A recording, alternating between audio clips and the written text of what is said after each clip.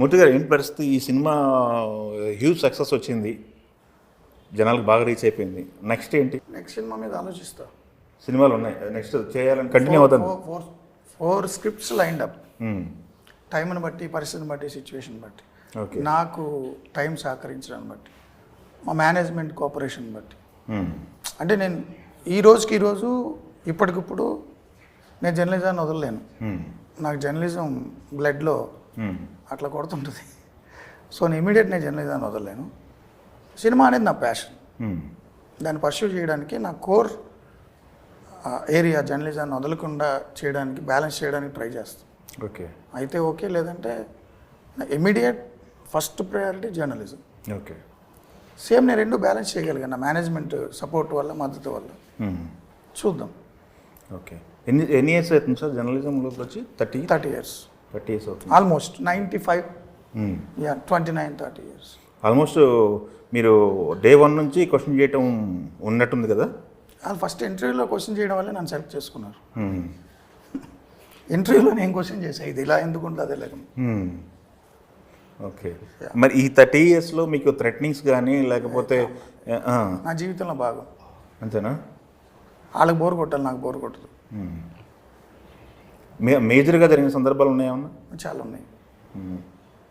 అంటే అటాక్స్ చేసినవి కూడా ఉన్నాయి. Direct attacks.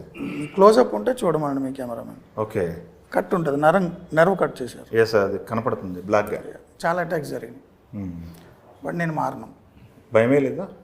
భయం ఏమి ఉంటుంది. దెబ్బలు తగిలినప్పుడు పుండు ఉంటుంది, ఏడుస్తాము, అమ్మ అంటాం, హాస్పిటల్కి వెళ్తాం, ఇవన్నీ మామూలే. కానీ బట్ మీరు ఇప్పుడు ఆర్మీలో జాబ్లో జాయిన్ అయినప్పుడు శత్రు దేశాలతో యుద్ధం రాదు, మనం ఏదో జస్ట్ ప్రివిలేజ్, ఆర్మీ అనే ఒక ప్రివిలేజ్ని ఎంజాయ్ చేద్దాం జాయిన్ అవ్వడు కదా.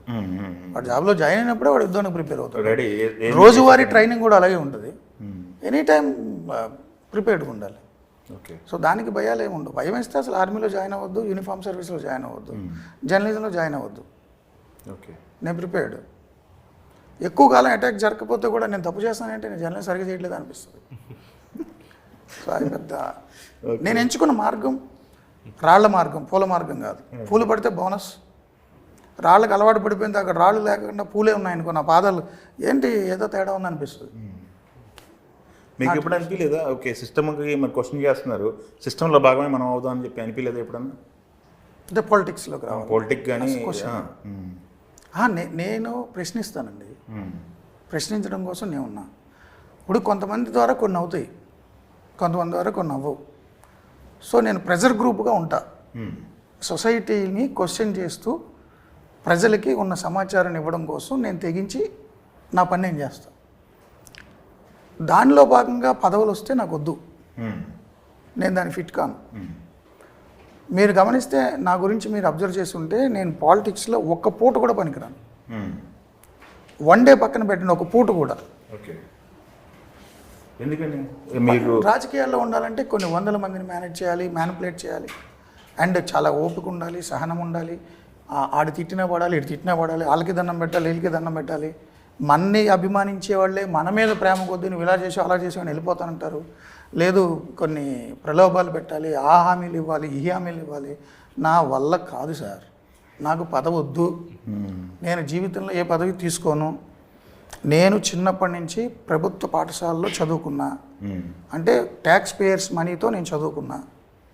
ఇప్పుడు నేను నా కాళ్ళ మీద నేను బతుకుతున్నా. ఇక ట్యాక్స్ పేయర్స్ మనీ నాకు వద్దు, సింగిల్ పైసా కూడా వద్దు. ప్రభుత్వం ద్వారా వచ్చే ఏ లబ్ధి, పదవులు, ఎమ్మెల్యేలు, ఎమ్మెల్సీలు, అడ్వైజర్లు ఏమీ నాకు వద్దు. ప్రభుత్వం ఇచ్చే అవార్డు కూడా నాకు వద్దు. నా కాళ్ళ మీద నేను బతుకుతున్నా, నా డబ్బు నేను సంపాదించుకుంటున్నా. నేను సంపాదించుకున్న డబ్బుతోనే నేను నా జీవితాన్ని కొనసాగిస్తాను. ట్యాక్స్ పేయర్స్ మనీకి నాకు వద్దు. ఓకే, ఇంకొకటి మనకి హీరో గారిని జర్నలిస్ట్ క్యారెక్టర్ ప్రిపేర్ చేశారు. ఆయనకి సపరేట్గా ఏమైనా గైడ్లైన్స్ ఏమైనా పెట్టారా? హోంవర్క్ ఏమైనా ఇచ్చారా ఆయనకి? ఇలా జర్నలిస్ట్ అంటే ఇలా బాడీ లాంగ్వేజ్ ఉంటుంది, లేకపోతే ఇలా ఉండాలి, సొసైటీ మీద కన్సర్న్, ఆయన కంటెంట్ మీద ఉన్న డెప్త్ అవి చూసి నేను జర్నలిస్ట్ రోల్తో ఆయనతో చేయించాలనుకున్నాను. స్పెషల్గా అయితే మీరేం స్పెషల్గా ప్రిపేర్ అయ్యారా జర్నలిస్ట్కి అబ్జర్వ్ చేయటం కానీ? అంటే ఈయనతోనే చాలా రోజులు ట్రావెల్ అయ్యాను కదా ఆల్మోస్ట్ ఈ స్క్రిప్ట్ స్టేజ్లో ఒక అంటే జనరల్లీ ఏదైనా క్యారెక్టర్ రిఫరెన్స్ కోసం you go and see people who are in that work of life.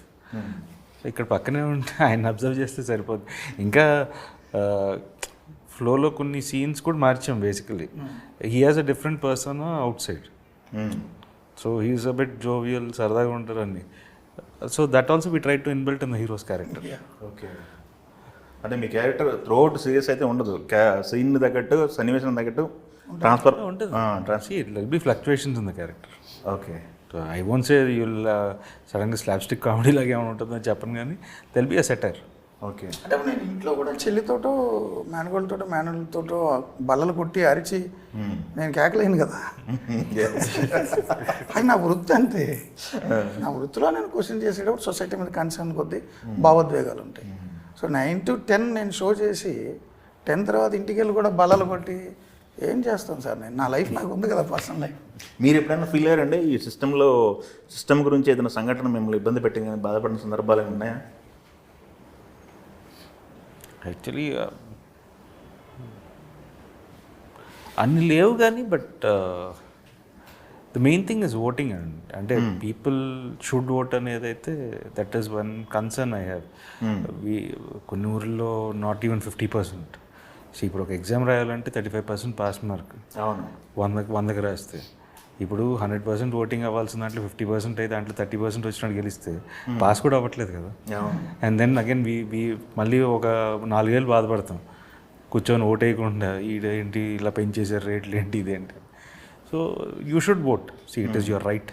అదేం ఊరికే రాలేదు. Before they been lots of struggles and ఎన్నో పోరాటాలు చేస్తే వచ్చింది ఈ హక్కు మనకు. So you should respect it and it is to tell the world that you're still alive. అంటే నాకు తెలిసి ఇప్పటికీ 70% 60% దగ్గర ఆగిపోతుంది కదా. అంటే మోర్ రెస్పాన్సిబిలిటీ అనేది టేక్ ఇట్. సమాజంలో రాలేదంటారా? అదే అంటున్నాను. మార్పు అనేది మన దగ్గర నుంచి మొదలవ్వాలి. మనం మారకుండా ఇంకోటి మారు అని చెప్పడానికి కూడా లేదు. So before questioning someone that you are wrong, first you realise whether you are right. Okay, మన సినిమా ద్వారా ఏమైనా ఇంపాక్ట్ ఏమన్నా? I can say I will change someone, but I can create a thought. Okay, ఒక ఆలోచన అయితే create చేస్తాం cinema ద్వారా. Okay, but end of the day the film should entertain the audience. Okay, so entertain చేస్తూ if I can ఒకటి ఏదైనా ఫ్యూచర్లో ఏదైనా ఇన్సిడెంట్ చూసినా ఒక్క నిమిషం ఆలోచించగలిగితే వీఆర్ సక్సెస్ఫుల్. ఓకే, ఫైనల్గా ప్రతినిధి 2 చూడాల్సిన ప్రేక్షకులకి థియేటర్కి రావటానికి మీరు చెప్పే సందేశం కానీ సూచన కానీ ఏంటి? No lots of people like political thrillers బాగా ఇష్టమైన వాళ్ళు ఉంటారు. This is a genre, it is all packaged with all commercial elements. They're wonderful actors. So I hope you guys come to theaters and enjoy with an open mind.